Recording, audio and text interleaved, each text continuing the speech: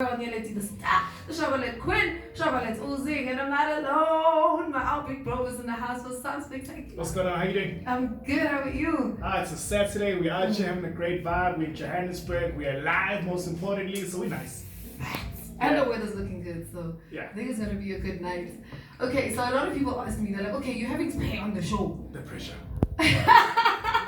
And also, what does he know about hip hop? That was The a question. nerve. Imagine, bro. What? So can you give us a little background in Yeah. regards to your history with South African hip hop specifically? I think I grew up at such a very cool time for hip hop in general around the world.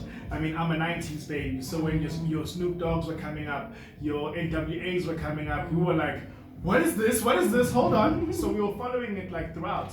So when those kind of guys, started dropping music, that's what we were consuming at the time. And that's where I think my love for hip hop really came from. I mean, I used to collect all those projects back in the day and try to understand the conscious side of the messaging in hip hop, because that's what was prevalent at the time with your KRS-Ones and all those movements from back in the day, especially from the East Coast. Yeah. And then West Coast came into the game and completely changed everything and made it more relatable about lifestyles and just, I think, all of us trying to find ourselves and sharing our ghetto stories. So it was just the storytelling of it was very, very flamboyant at the time as well. Not like what it is now. I've got issues with the game right now, but we'll get it. We'll get into that. Yeah. Okay, you just told me about your history with hip hop in general and South African hip hop. Who kind of got you interested into listening to it? So then there was that, right? And there were these guys from Cape Town that you need to Google and check them out, because they definitely represented a genesis of our game here as well. They were called Prophets of the City, which was a hip hop crew and a dance crew combination from out there in Cape Town. They were talking about what was happening in the country as well in terms of the struggle at the time. And that's where the likes of your Ishmael come from. Ishmael was very, very important. He was part of Prophets of the hip hop City, game, yeah, because then he was in there, like he was a vocalist there. He talks about his journey in there as well, which is very, very inspirational. They started touring outside of the country as well, and then they started kind of stretching over to Johannesburg. I mean, in places like your league clubs were then hubs where so many of the stars then of the hip hop game used to go there and showcase their skills. And when guys started finding themselves, your Amus, your Selvins, like all those kind of guys, and being from Durban as well, we had our own movements down there as well. Like there was a place called Bad Center where, the backpackers, as we used to call them back in the day, used to go there and showcase their talents and the ciphers there and all the things that were happening at the time. So watching that growth was very, very cool. But everyone was like,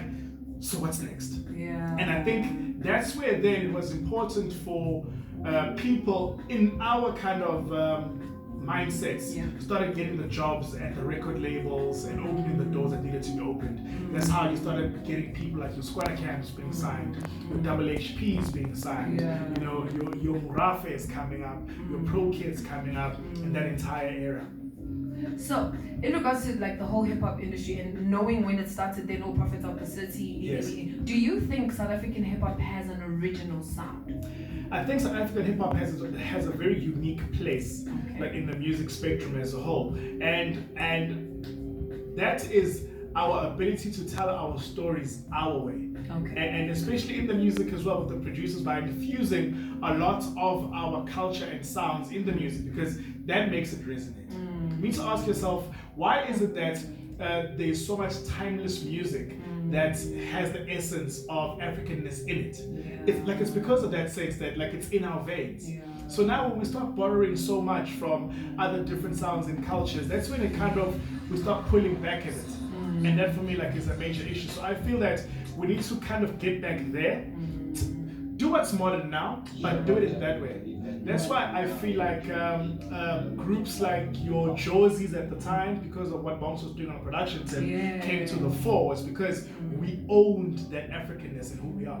Josie also had a really dope sound. That's what I'm talking about. Yeah. But if you look at it, all their big songs, the music was based in that Africanness. Yes, that is absolutely true. So now, I heard you say you're not really too happy with the culture right now. Why is that?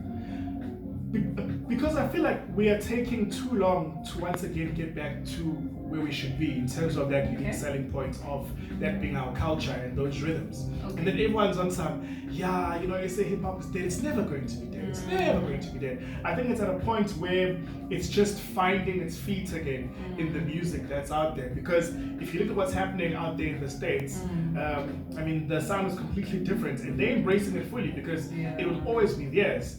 So it's going to be very hard for us to export and try and compete if we're doing what they're doing. Like we're copying what they copied. It doesn't make sense. It's not authentic. Look at what's happening up there, like in the rest of Africa. Guys are finding themselves in the world because they are sharing their unique sounds from back home. That's what everyone's trying to import. They're not trying to import what they already have. Yeah, that is true. But like, don't you think it's a little bit tricky for like an artist to come through with that unique sound when everybody's following trap, drill, whatever it is? Do you think the chances of, for example, me making it in the industry, if I'm using our original unique sounds in my own country? I definitely think you have more of a chance of having the impact that you're looking for. And we see it now in terms of what Ambitious is doing. Like they're staying true to their Africanness, and you're seeing it.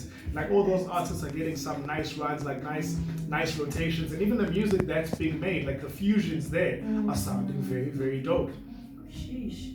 You're absolutely right. If you guys have any questions for Sphectacula, holla at us on WhatsApp 083-312-7061 on every social media platform. We are Sounds of Azania. This is Elements of Hip Hop with your girl Nyeleti, the star, the Shovelet Queen, Shovelet Uzing. How much more time do you still have?